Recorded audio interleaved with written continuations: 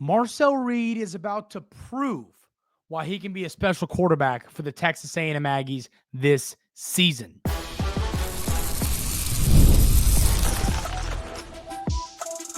You are Locked On Aggies, your daily podcast on the Texas A&M Aggies, part of the Locked On Podcast Network, your team every day.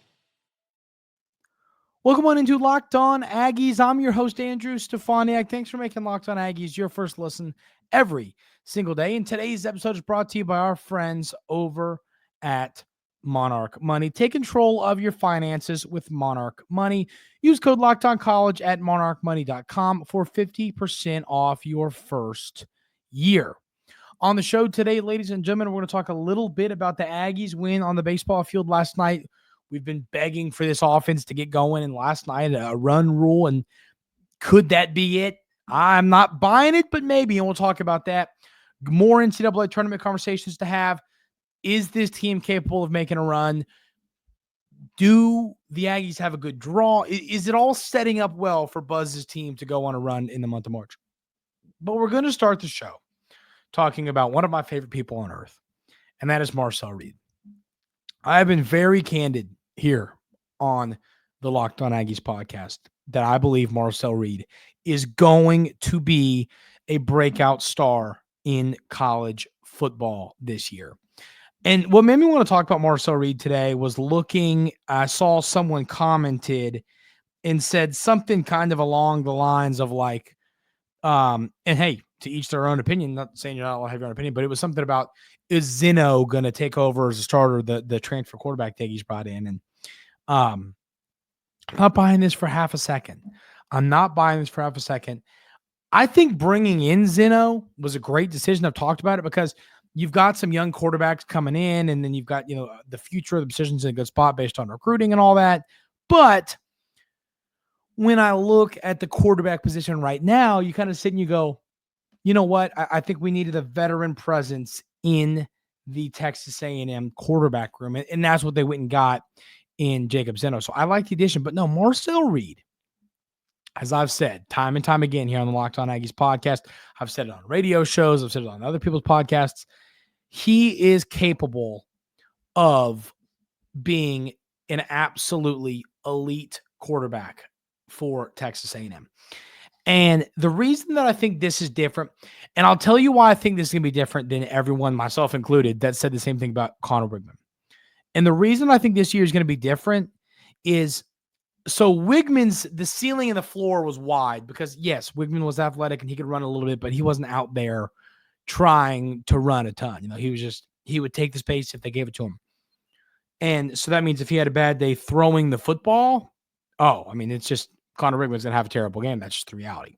So looking at this, Marcel Reed doesn't have that. Marcel Reed, I've said this, I think right now with Texas A&M's schedule, without developing at all, I think he could win 7, potentially 8 football games right now. If you put the same Marcel Reed that we saw last season out there with this Texas A&M team, especially if you talk about the additions of some of these receivers and the tight ends and the people that are going to beef up this receiving core on top of the great offensive line you have and the great running back room you have. Yes, I think the team can win that many games. If he develops as a passer and takes it to the next level, and this has been a conversation we've had a lot here on the show, but that's the number one job and the number one goal of Colin Klein this offseason is to continue working to make Marcel Reed a better passer.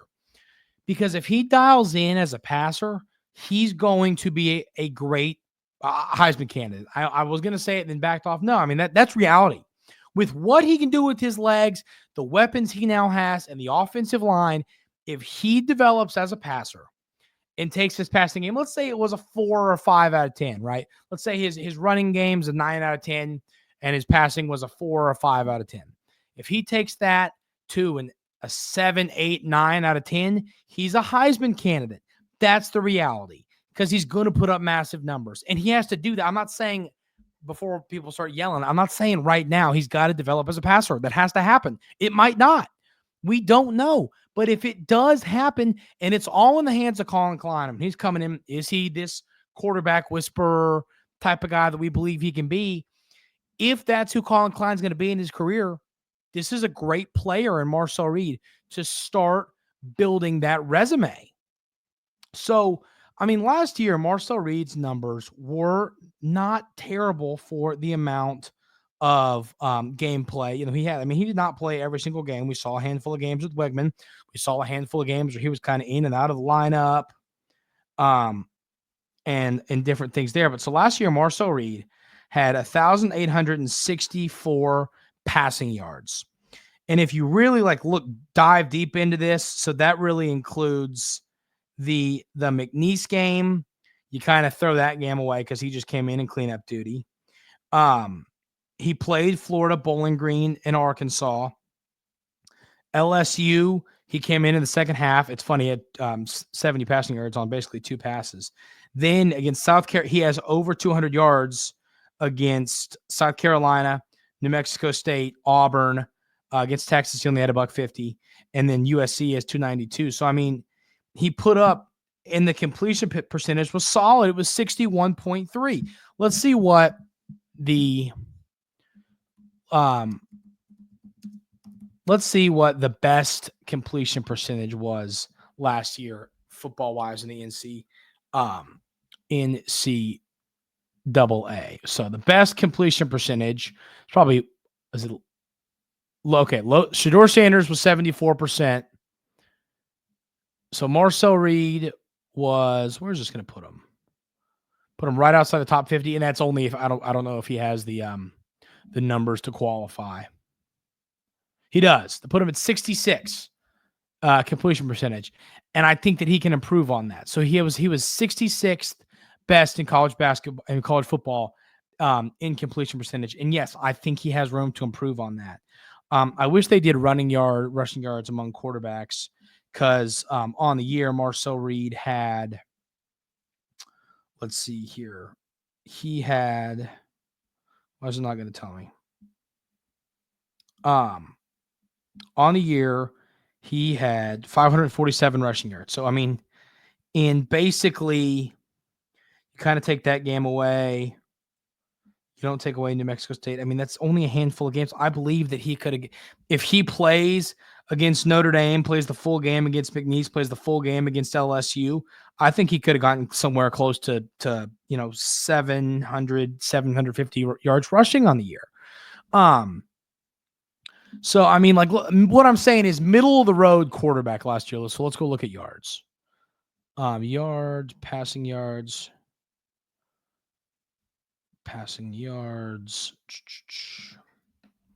So McCord led at 4,779. Marcel Reed is sitting here. So, I think a great example of this, and I'm not sitting here and saying that Brock Vandegrift should be the description of what we want Marcel Reed to be, but I mean, Marcel Reed had more passing yards than Brock Vandegrift in only, you could really say 9.5 games. So he was 99th in college football. I believe that if he plays those extra 3 games, coming against, because I mean, what has he played in? 1, 2, 3, 4, 5, 6, 7, 8, 9, 10, 11, and 11. But one of them, it was cleanup duty against McNeese. He only played the second half against LSU, and he didn't play the game against Notre Dame. I mean, I think that he probably has around 2,400 passing yards, which probably put him somewhere like 75th in the nation, which isn't where we want Marcel Reed to be. But what I'm saying is these numbers aren't elite, but they can be. I mean, if he plays every game this year, I believe that he could throw for something like 3,600 yards and run for darn near 1,000. I think he's capable of doing that. So it's all going to be his development as a passer. If Marcel Reed ever can develop as a passer, which I believe he can, but if he develops as a passer, I think he's going to be an absolute star, and I think he's going to do it. So let me know in the comments. Also, might have a show here in the near future about Is there, which obviously you, if you just sit here and listen to me yap about this stuff for 10 minutes, that's not my opinion, but is there a world where Zeno could play significant snaps as QB1 or something? If you think that, that's, hey, let me know in the YouTube comments. I'd like to hear y'all's thoughts on why on that. So let me know that in the YouTube comments if you think that there's a chance that happens. We're going to talk about the basketball team. There is a lot going on. There's a lot to talk about, a lot to break down with this team as we get to the tournament. We'll talk about the Aggies right now, basketball right here on Locked On Aggies. But first, I want to tell you about our friends over at Upwork. Scaling your business requires the right expertise at the right time. With Upwork, you can find specialized freelancers in marketing, development, design, and more, experts ready to help you take your business to the next level. Upwork gives flexibility by connecting them to top freelance talent across multiple industries, including IT, AI, web development, and marketing. Whether you need extra hands for a project or a long-term partner, Upwork makes hiring simple and affordable. If you need help with a marketing campaign, Upwork can connect you with a freelance expert who delivers incredible results. Posting a job is free and simple, and within a day, multiple qualified candidates to choose from.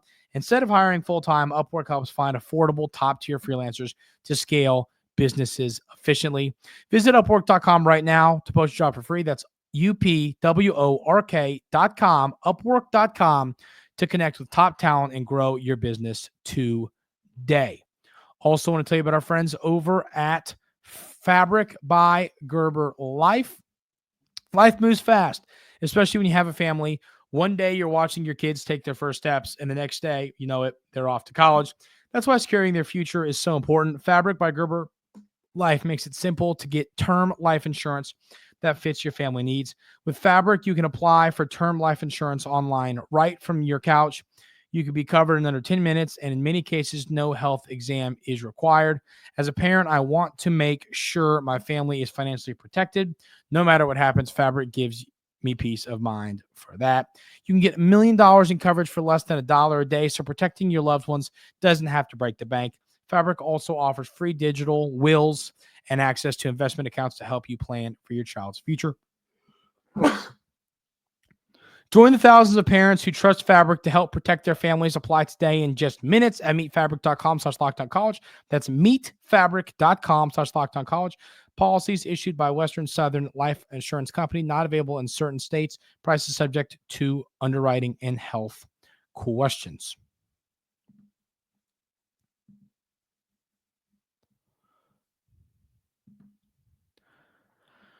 So the basketball team is getting prepared for the NCAA tournament. And, I am really looking forward to this. I love the big dance. I mean, we're starting off with the bang tomorrow. I think that the Creighton-Louisville game is going to be a good one. Probably actually going to go to that. I think that's going to be a really good game.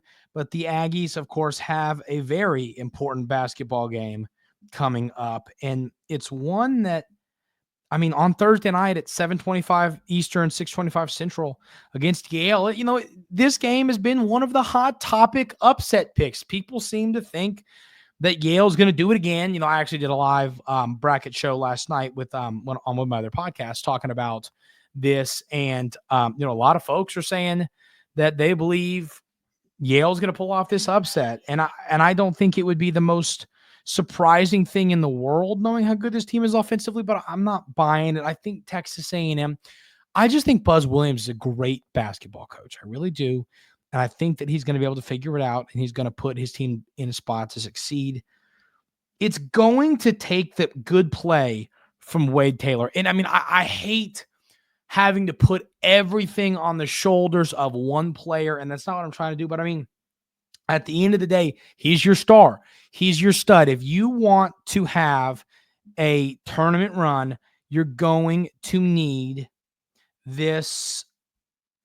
You're going to need this team and this Wade Taylor himself to be really, really good. So that is something that I am personally monitoring. Because like I'm saying, I just think the play of Wade Taylor is going to make or break this team. You need guard play wins in March. You need good guard play to be successful in the NCAA tournament. And the Aggies have the guards to be successful. I mean, we know this Texas A&M team's not one that's going to light it up from deep. But even if you're not a high-volume shooting team, you still need guards to be able to make shots and distribute the basketball.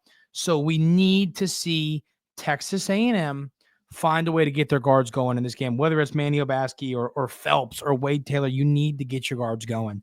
And I mean, against Yale, you know where you're going to have your advantage. I mean, let's see what their starting lineup goes. Their starting lineup, their starters, Townsend is what did I say he was? 6'7". So they go 6'7", 6'6", 6'10", 6'6", and 6'4". So I mean, that's actually a pretty solid height lineup. But I mean, they don't got any 7-footers that are in the starting lineup or anything like that. Let's see. This guy is 6'6", and this guy is 6 foot. So yeah, they don't have any of those big, tall guys that are going to cause you issues. I think that you should be able to dominate the boards, which you normally do. I mean, that's something that Texas A&M always does well, but you want to see the Aggies continue to dominate there. And then, looking at the bracket, I really like where they put the Aggies. I think that this NCAA, tournament bracket sets up well for the Aggies. I like that there's a chance that you are playing Auburn in the Sweet 16 if both teams make it to that point. And I mean, this UC San Diego upset is one of the big ones. I mean, I think you can beat Michigan or UC San Diego. I would obviously rather play UC San Diego than Michigan. I know the metrics love them and all that. I'm not buying it. Michigan's the more talented team. And of course, UC San Diego, and you're more talented, I think, than both Michigan and UC San Diego. I like Michigan. They got good bigs. They got good guards. They're a good basketball team. But at the end of the day, I think that the Aggies are capable of winning that game. And then once again, as I've discussed all week, we know the history between Buzz and Bruce Pearl. If they do play Auburn in the Sweet 16, the Aggies, I know that game would be in Atlanta, and that there's going to be a lot of Auburn fans. I don't care. We've seen Buzz win at their place. So I think that if Texas A&M can get past Yale and get past Michigan or UC San Diego, they could send the number 1 overall seed packing. I really do believe that. So, and it's going to take good guard play. As I've said, you need to see good play from your guards. There's no question about that. But at the same time, you also need to see good play from your bigs, good rebounding, that great defense that we know that this basketball team is capable of playing. Those are all things that we need to see if the Aggies are going to make it out of the first weekend, which I like their chances of doing it. But once again, we can sit here and talk about it all we want. They have to go and deliver, and they have to go and get it done. So that is my thought on this tournament. Tomorrow we'll do a full, we'll kick the show off with a Yale breakdown, which is going to be great. That'll be the start of tomorrow's show, so tune in for that with the game coming up. But we got to talk a bit about this baseball team. They picked up a big win yesterday, which was exciting. Obviously, it's a midweek game, but we have been begging to get the offense going, and hopefully this game can do it. We'll talk about it coming up right here on Locked On Aggies. But first, I got to talk about our friends over at Monarch Money. Ever check your bank account and wonder where did all my money go? Between dining out, online shopping, and entertainment, it's easy to lose track. That's where Monarch Money comes in. Your personal CFO giving you full visibility and control over your finances. Monarch Money isn't just a budgeting app. It's a complete financial command center. You can track all of your accounts, investments, and spending in one place. So you just stop just managing your money and start building wealth. When I started using Monarch, I realized just how much I was spending on food delivery. Now I budget smarter and save more. Instead of juggling multiple apps, you can use Monarch to check your finances, track spending, and even plan long-term goals. Managing money with your partner is smoother than ever. You can track shared and personal accounts, set goals, stay on the same page without the stress. Take control of your finances with Monarch Money. Use code LOCKEDONCollege at monarchmoney.com for 50% off your first year. That's Monarch Money, code LOCKEDONCollege for half off your first year. Also want to tell y'all about our friends with the bracket breakdown. Fun stuff that's been coming on, something I might be hopping on there to talk about A&M if they do get out of the first weekend. It's a great show between the Locked On Network and Amazon. It's a really fun thing. Here's their promo for that. The NCAA Tournament is here, and so is the Bracket Breakdown. Locked On Podcast Network and Amazon Fire TV channels are teaming up to deliver NCAA Tournament coverage like never before. Watch studio shows featuring former players and Locked On's local experts as they guide you through every upset, buzzer beater, and bracket matchup. Stream it all for free on Amazon Fire TV channel. Search Bracket Breakdown to see it all for free. It's your team every day.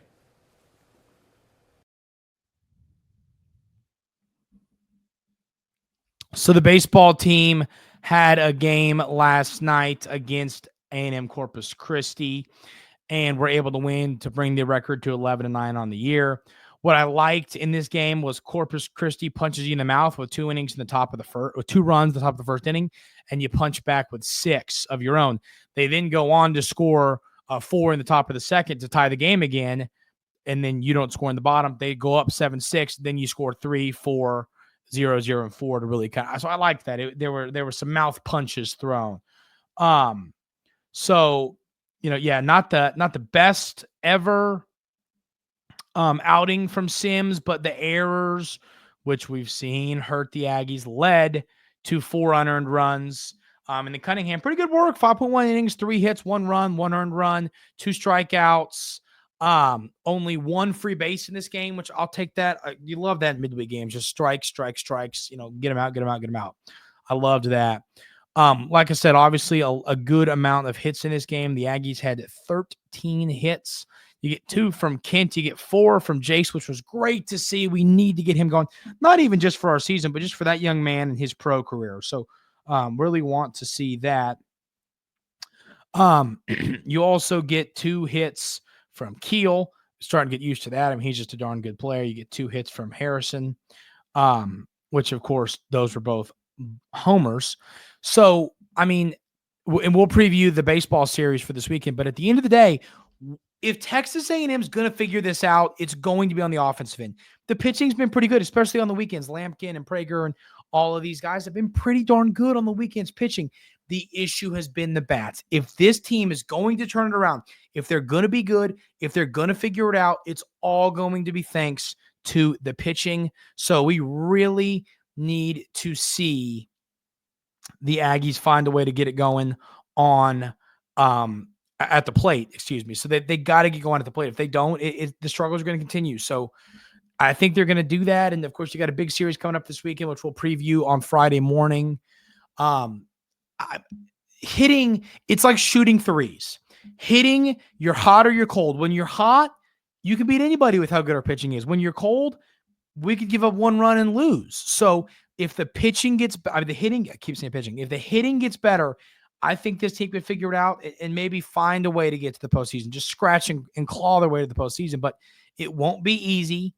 And it's going to take these bats to get going. So hopefully games like this can give that offense the confidence it needs to figure it out and get going.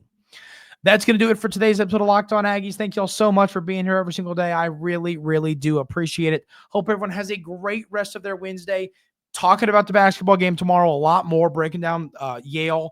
And then we'll obviously on Friday talk about about the baseball series coming up. So be ready for all that stuff. Appreciate it. And we'll see you tomorrow right here on Locked On Aggies.